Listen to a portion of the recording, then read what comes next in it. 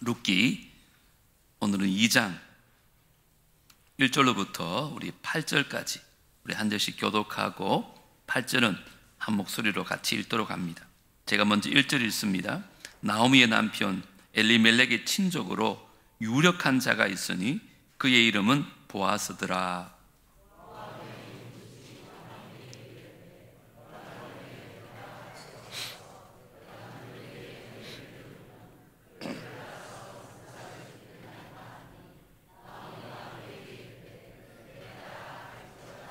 룻이 가서 베는 자를 따라 밭에서 이삭을 줍는데 우연히 엘리멜렉의 친족 보아스에게 속한 밭에 이르렀더라.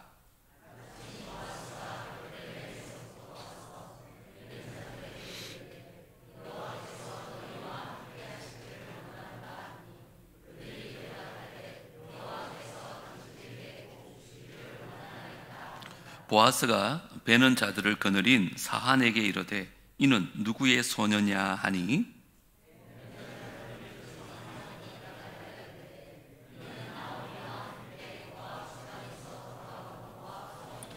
그의 말이 나로 베는 자를 따라 단 사이에서 이삭을 줍게 하소서 하였고 아침부터 와서는 잠시 집에서 쉰 외에 지금까지 계속 하는 중이니이다. 보아스가 룻에게 이르되 내 딸아 들으라. 이삭을 주우러 다른 밭으로 가지 말며 여기서 떠나지 말고 나의 소녀들과 함께 있으라. 아멘. 한 3년을 생각하고 창세기부터 시작된 바이블 스토리가 이제 룻기까지 오게 되었습니다. 오늘 룻기 말씀도 사실 여러분 너무 잘 아는 말씀일 것입니다. 엘리멜렉과 나오미가 흉년을 만나서 베들레헴을 떠나 모압 땅으로 내려갑니다. 근데 거기서 남편 엘리멜렉도 죽고 두 아들도 죽고 맙니다. 그래서 나오미가 며느리 룻을 데리고 빈털터리가 되어서 가장 비참한 모습으로 고향 베들레헴으로 돌아옵니다. 놀랍게도 그때부터 룻을 향하신 하나님의 계획하심과 일하심들이 시작되는 것이 룻기의 내용입니다. 룻기를 이해하려면, 특별히 오늘 본문을 이해하려면 두 가지 단어가 중요합니다. 오늘 저는 이 두 가지 단어를 중심으로 말씀을 좀 나누려고 하는데요. 먼저는 여러분, 룻이 보아스를 만난 게 우연일까요? 성경은 우연이라고 말하거든요. 자, 1절부터 다시 한번 제가 읽겠습니다. 나오미의 남편 엘리멜렉의 친족으로 유력자가 있으니 그의 이름은 보아스더라. 룻이 베들레헴에 내려갔는데 먹을 것이 없으니까 그냥 밭에 가서 일을 하게 되는데 하필 보아스라는 사람의 밭으로 갔다는 거예요. 그런데 오늘 보아스에 대해서 성경이 아주 자세하게 기록을 하지요. 나오미의 남편 엘리멜렉의 친족으로 유력한 사람 보아스라고 얘기를 합니다. 여기 유력한 자라는 말은 밑에 주석에 보면 부호라고 나와 있죠. 아주 재산도 많고 세력이 있는 사람을 유력한 자라 이렇게 말합니다. 근데 여러분, 성경은요 절대로 중요하지 않은 내용은 기록하지 않아요. 역사 가운데 얼마나 많은 사건들이 있었고 수많은 사람들이 있었는데 어떻게 그걸 다 기록하겠습니까?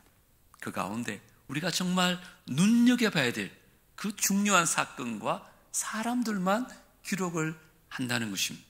마찬가지로 오늘 본문에서 하나님께서 보아스에 대해서 이렇게 자세하게 기록한 것은 다 이유가 있기 때문에 그렇습니다. 이스라엘에는 고엘 사상이라는 게 있습니다. 우리가 아는 기업 물을 자 이런 뜻을 갖고 있는데요. 그 내용이 뭐냐 하면 누군가를 대신해서 값을 지불해 주는 사람을 기업 물을 자라고 말합니다. 기업 물을 자가 되려면 세 가지 자격을 갖춰야 됩니다. 먼저는 반드시 친척이어야 됩니다. 남은 기업 물을 자가 될 수 없습니다. 그리고 그것을 갚아줄 수 있는 능력이 있어야 합니다. 아무나 할 수 있는 게 아니에요. 근데 세 번째는 본인이 스스로 자원해야 됩니다. 남이 시켜서 할 수 있는 일이 아니에요. 그래서 이스라엘 당시에 이 기업 물을 자가 하는 역할이 세 가지로 구분이 되어지는데요. 첫 번째는 친족이 이 어려움을 당할 때 그것에 대한 복수를 해주는 것이 기업 물을 자가 하는 역할입니다. 두 번째는 그분이 만약에 재산을 잃어버렸다면 그 재산을 다시 되찾아주는 일을 기업 물을 자가 합니다. 그리고 마지막 세 번째가 여러분 잘 알다시피 남편을 잃은 경우 본인이 남편이 되어서 그 가문의 대를 이을 수 있도록 하는 것이 바로 성경에서 말하고 있는 기업 물을 자의 역할입니다. 그래서 오늘 성경은 나오미의 남편 엘리멜렉의 친족으로 유력한 사람 보아스라고 아주 자세하게 설명을 하고 있는 것입니다. 다시 말씀드리면 누군가의 도움이 절실히 필요한 룻과 나오미라는 두 가부가 베들레헴으로 돌아왔고 또 그들을 유일하게 도울 수 있는 기업 물을 자의 자격을 갖춘 보아스라는 사람이 베들레헴에 살고 있었다는 것입니다. 그런데 이 사람들은 서로의 존재를 알고 있었을까요? 몰랐을까요? 모르고 있었습니다. 그리고 그들의 만남은 상상도 할 수 없었고 계획도 세울 수 없는 만남이었어요. 그런데 이 모든 것을 알고 계셨던 하나님께서 우리는 상상도 못했던 그 일들을 지금 시작합니다. 그게 3절에 나오는데요. 우리 같이 한번 읽어보겠습니다. 시작. 룻이 가서 베는 자를 따라 밭에서 이삭을 주는데 뭐라 그래요? 우연히 엘리멜렉의 친족 보아스에게 속한 밭에 이르렀더라. 이제 먹을 것도 없고 두 가부가 뭘 해야 될지 몰라가지고 터덜터덜 이삭이라도 주워 먹겠다는 마음으로 밭을 찾아가는데 누구 밭이라고요? 엘리멜렉의 친족 보아스에게 속한 밭에 이르렀더라. 여러분 1절에서 본 것처럼 보아스는 그 당시 엄청난 부자예요. 다시 말하면 밭이 엄청나게 많다는 거예요. 그 당시에 재산은 밭이었으니까.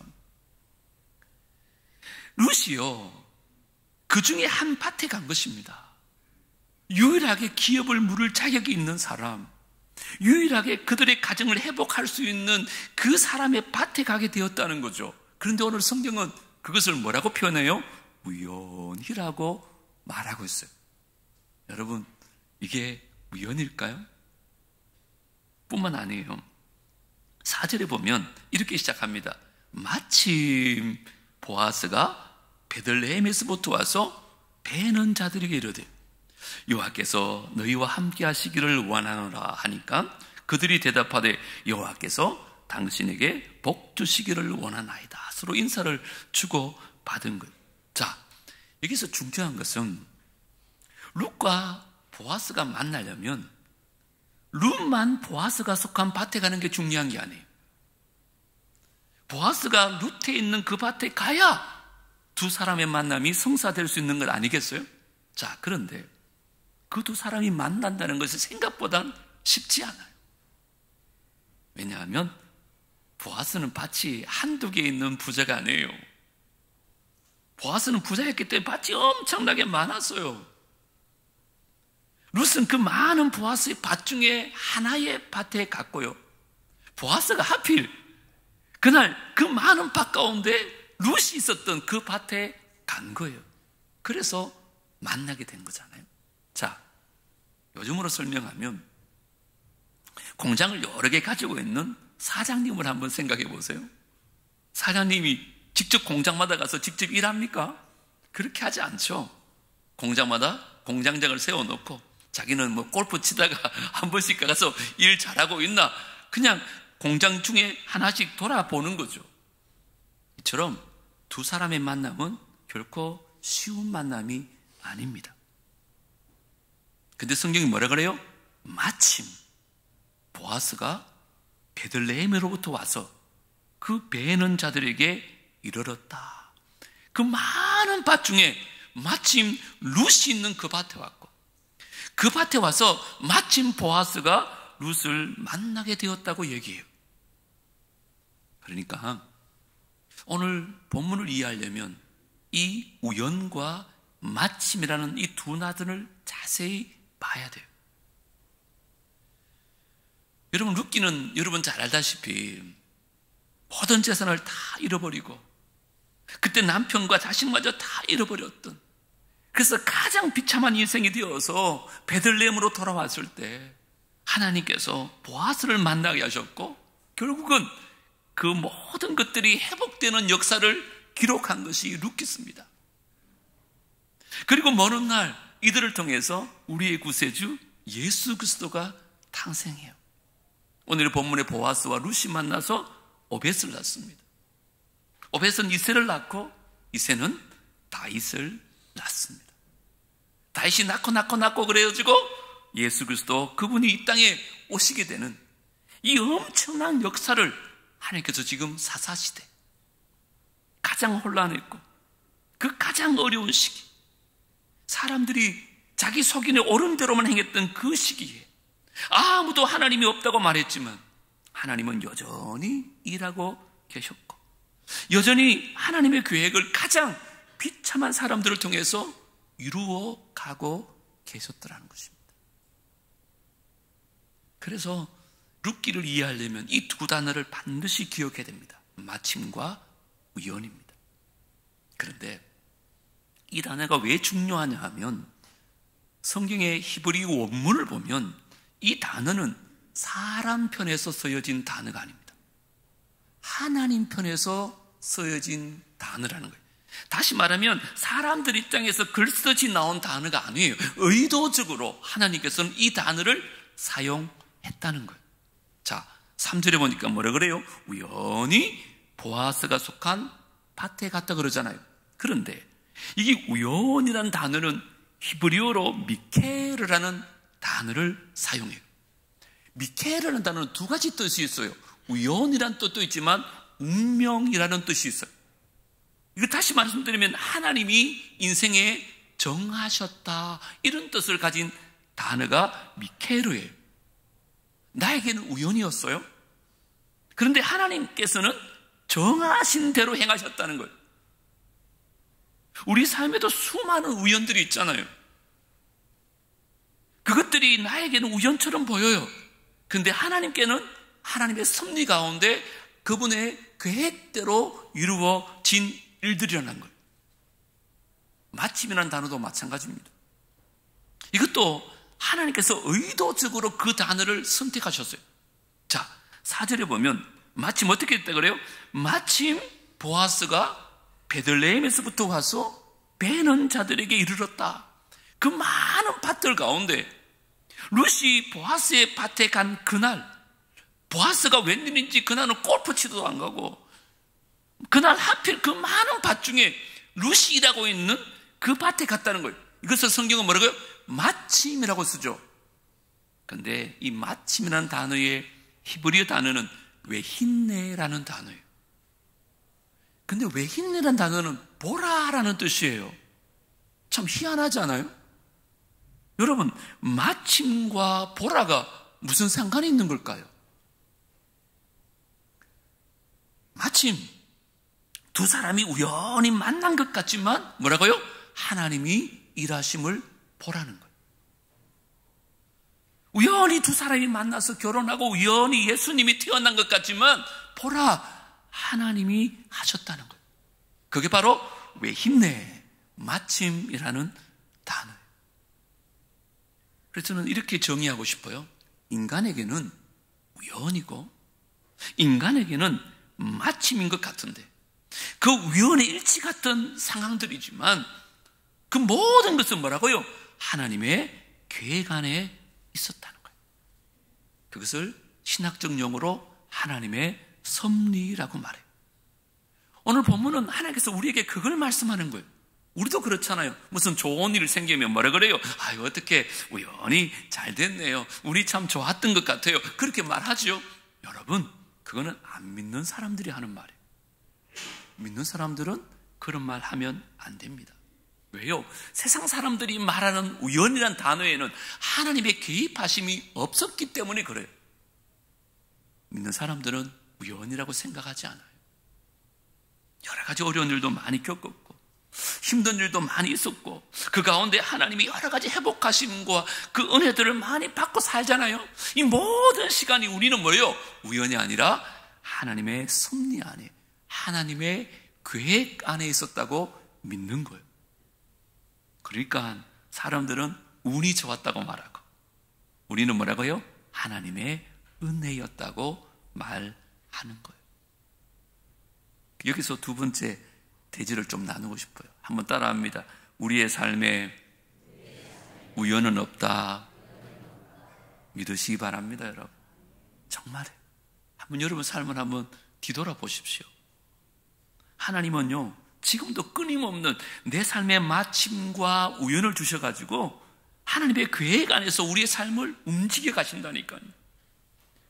끊임없이 은혜를 누릴 수 있도록 우연과 마침을 통해서 하나님의 뜻을 보여줘요. 우리는 그 뜻을 모르기 때문에, 우리는 그 계획을 모르기 때문에 우리에게는 우연 같아요. 그런데 하나님에게는 당연한 것이었다니까요. 그래서 그 일들을 우리 가운데 이루어 가시는 거죠. 이걸 하나님의 섭리라 그런다니까요. 그러니까 지금도 우리 입장에서 수 없는 마침과 우연히를 하나님은 우리의 삶에 준비하고 계신 거예요. 그를 통해서 하나님은 지금도 일하고 계셔요. 예를 한번 들어볼까요?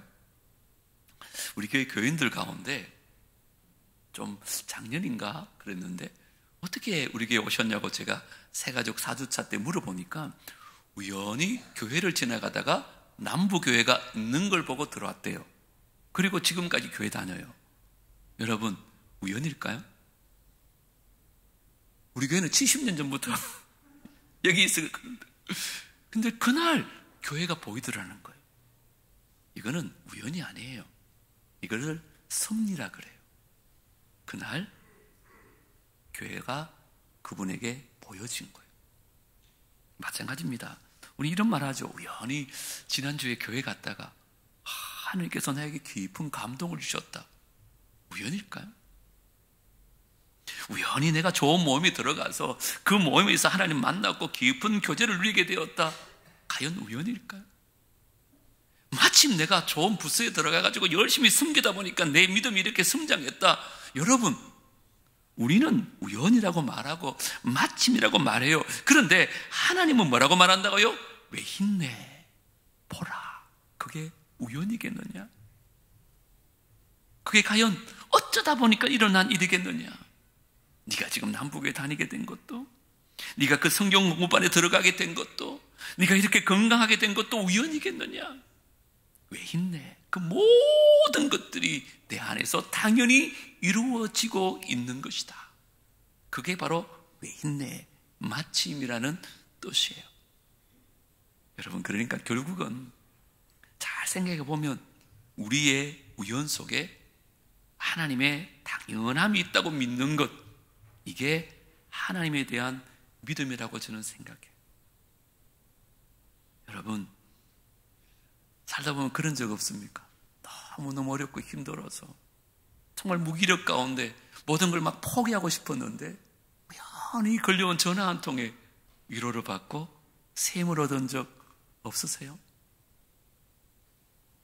경제적으로, 재정적으로 너무 어려워가지고 정말 생을 끝내고 싶을 정도로 힘들었는데 우연히 누군가가 보내준 그 작은 돈이 다시 일어서게 했던 그런 경험은 없으십니까?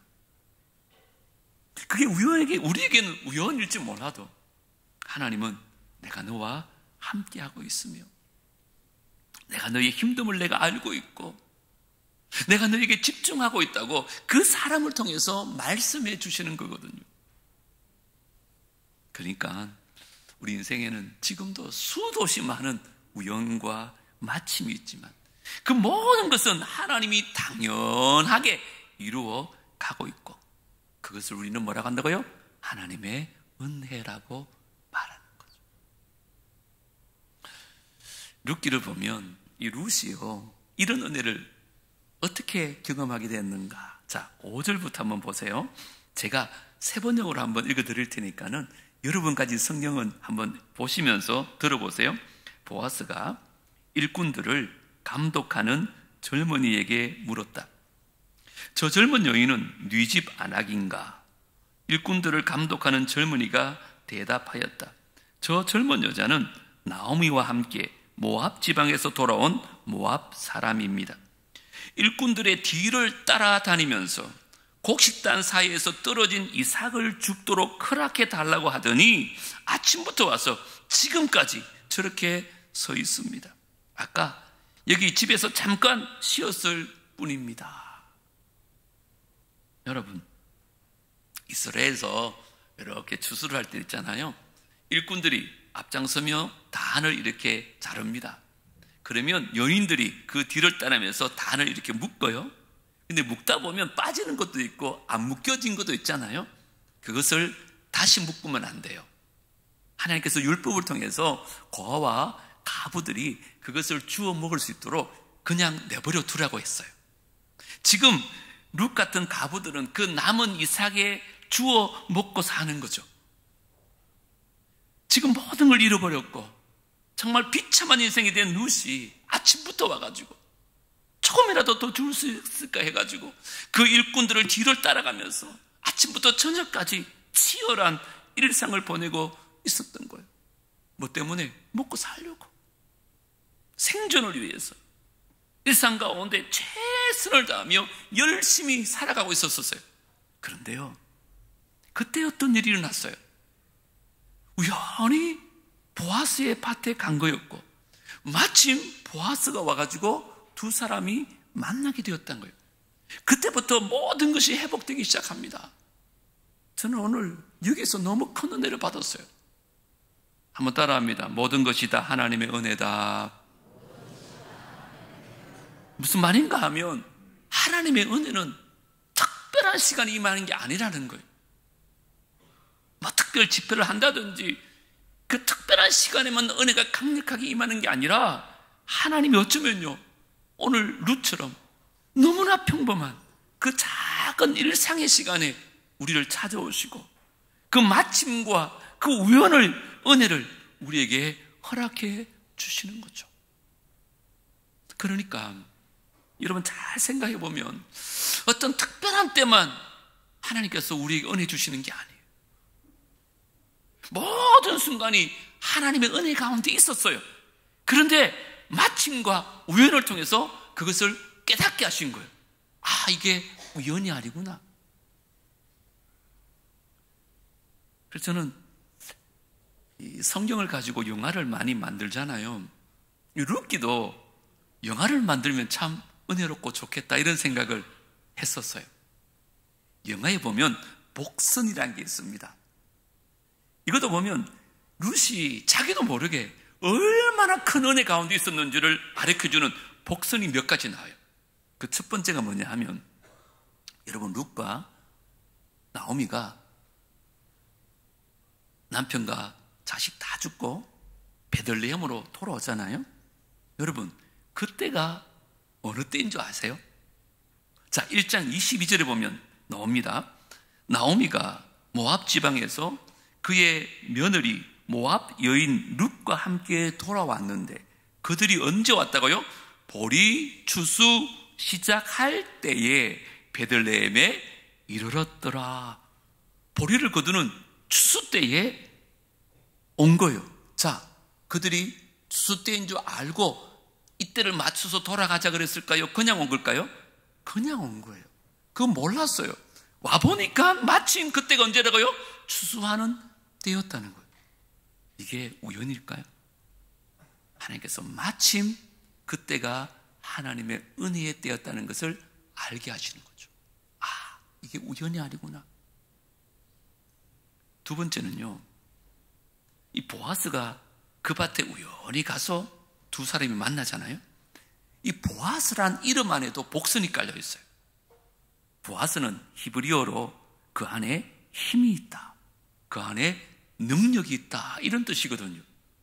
그래서 솔로몬이 성전을 건축하고 두 기둥에 이름을 붙이는데 한 기둥 이름이 뭐예요? 보아스라고 붙입니다. 이것은 하나님의 힘과 능력의 상징이라는 뜻이에요. 자, 그러면 오늘 본문이 무슨 뜻일까요? 여러분, 가장 비참하게 되어버린 인생. 그래서 먹고 살기 위해서 그 치열한 삶을 살아가고 있는 그 시간에 하나님이 룻을 찾아왔다는 얘기예요.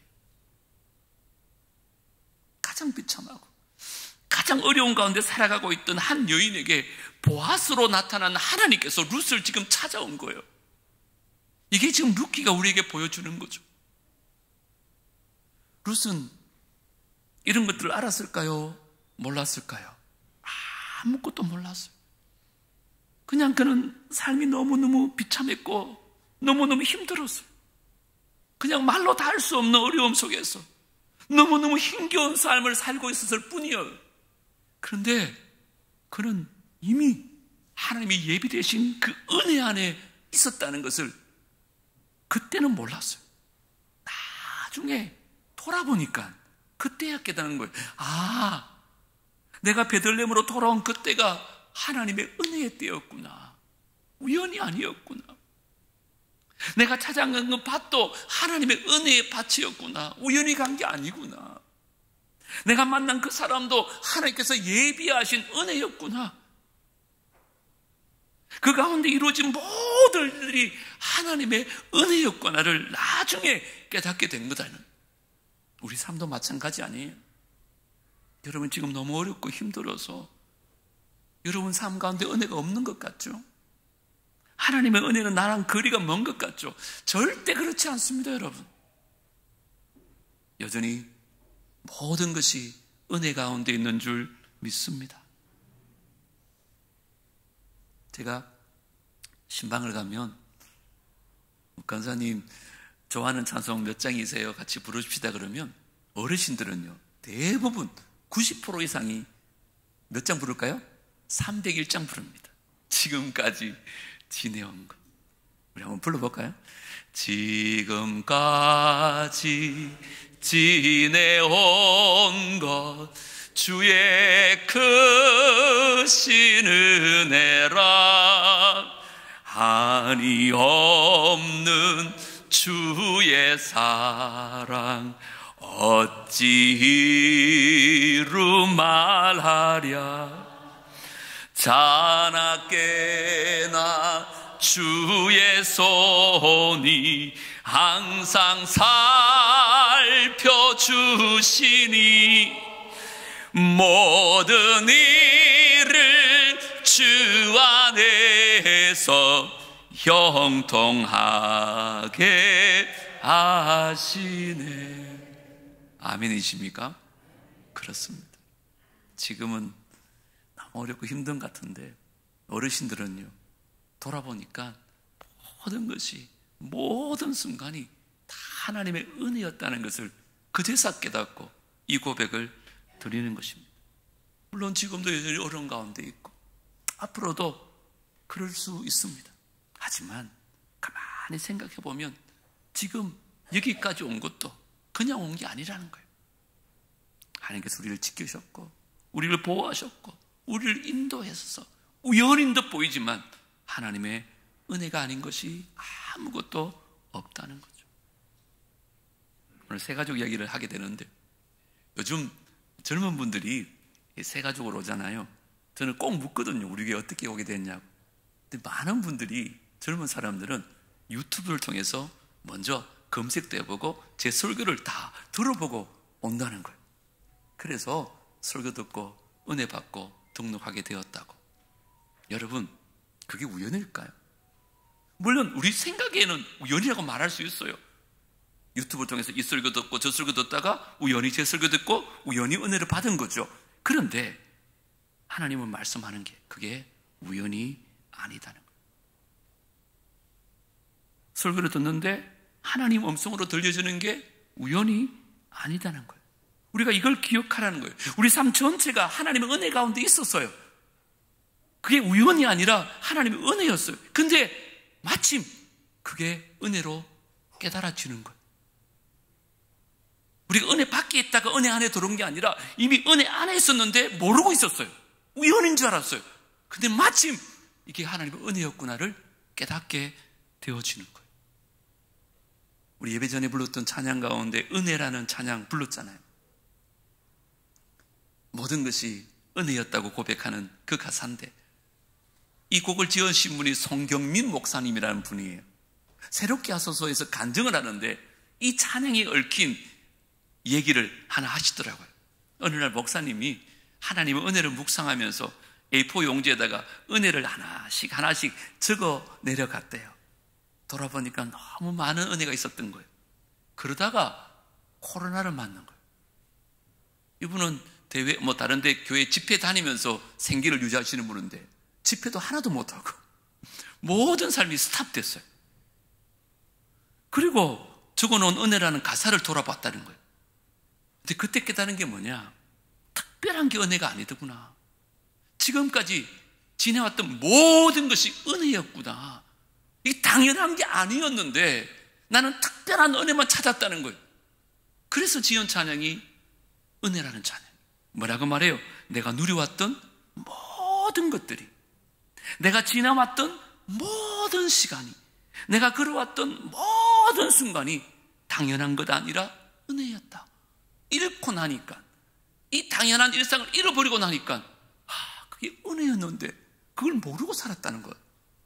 아침에 해가 뜨는 것, 저녁에 노을이 지는 것, 봄에 꽃이 피는 것, 가을에 열매를 맺는 것, 그 변하는 계절의 모든 순간이 당연하다고 생각했는데 그게 뭐라고요? 은혜였다는 거예요. 그래서 모든 것이 은혜, 한없는 은혜.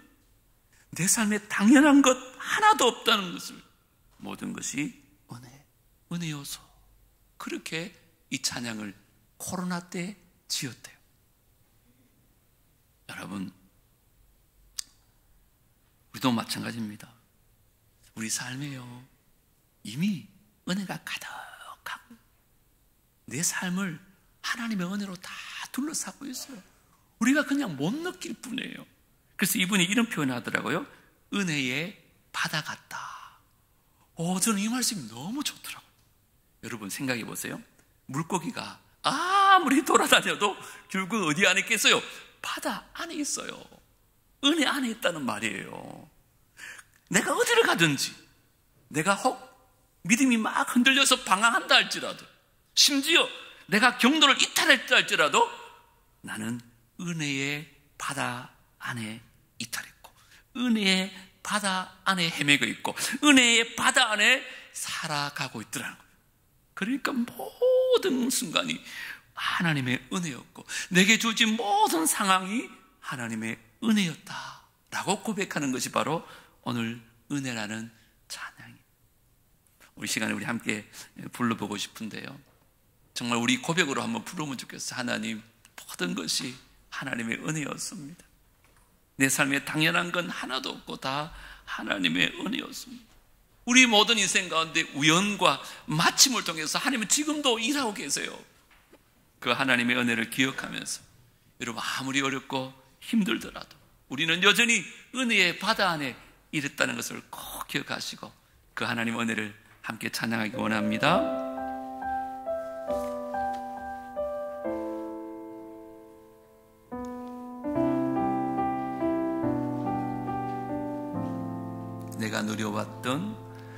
내가 누려왔던 모든 것들이, 내가 지나왔던 모든 시간이, 내가 걸어왔던 모든 순간이 당연한 것 아니었습니다. 당연한 것 아니라 은혜였소. 아침 해가 뜨고 저녁에 노을, 봄의 꽃향기와 가을의 열매, 변하는 계절의 모든 순간이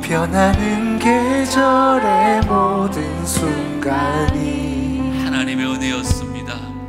당연한 것 아니라 은혜였소. 아멘. 모든 것이 은혜,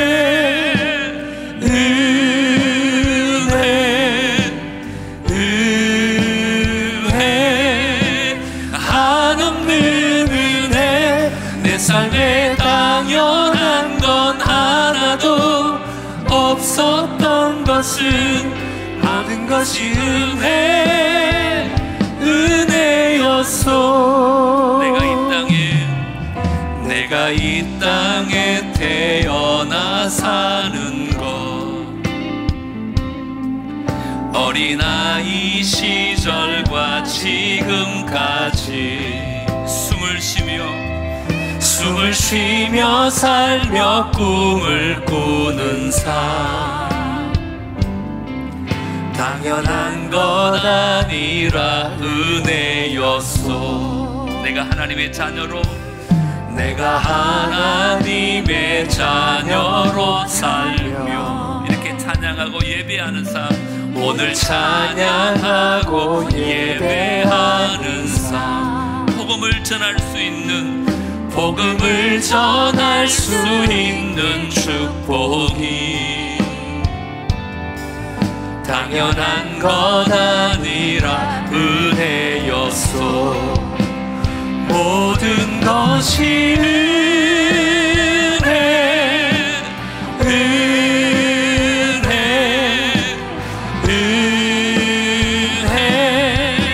한없는 은혜. 내 삶에 당연한 것 하나도 없었던 것을 모든 것이 은혜였소. 모든 것이 은혜,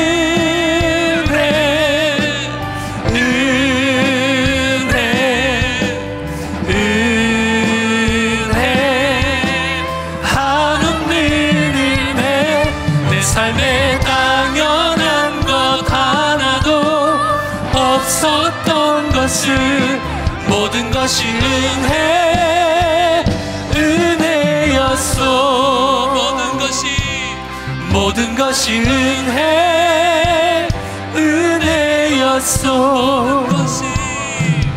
모든 것이 은혜였소.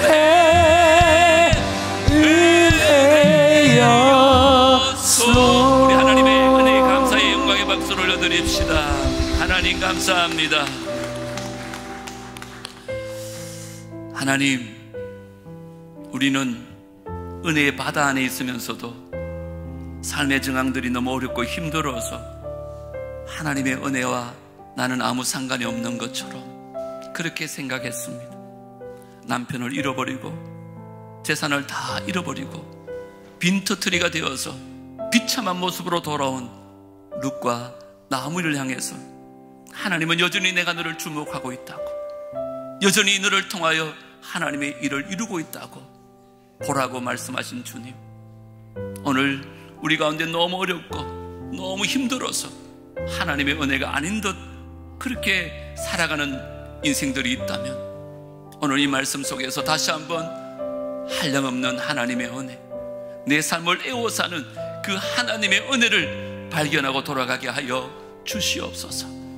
지금도 일하고 계시는 내 인생 가운데 우연이라고 생각했지만 마침 하나님의 은혜를 깨닫게 되는 역사가 있게 하여 주옵소서. 그래서 어떤 어려움을 만나더라도, 어떤 힘든 상황이 부딪히더라도 여전히 하나님의 은혜의 바다 안에 있다는 것을 꼭 기억하고 다시 한번 용기를 가지고 믿음으로 일어서게 하여 주시옵소서. 내일부터 세상 살아갈 때에 이 하나님의 은혜의 바다 안에 있다는 것을 꼭 기억하고 결코 우리가 혼자가 아니고 주님이 함께 하시니 우리 손을 꼭 붙잡아 주시고 세상 끝날까지 동행한다는 사실을 기억하며 말씀으로 승리하는 우리의 삶이 되게 하여 주시옵소서. 반드시 그렇게 역사하여 주실 줄 믿사옵고 거룩하신 예수님 이름으로 기도드리옵나이다. 아멘.